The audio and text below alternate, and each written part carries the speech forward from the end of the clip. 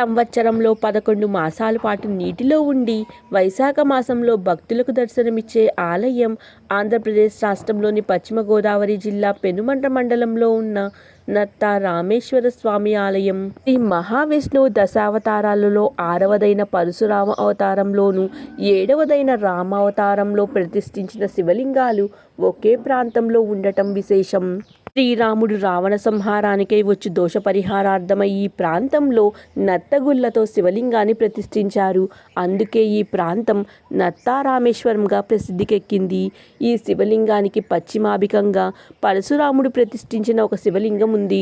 ఈ లింగమే 11 మాసాల పాటు నీటిలో ఉండి వైశాఖ మాసంలో భక్తుల దర్శనార్థం తెరుస్తారు.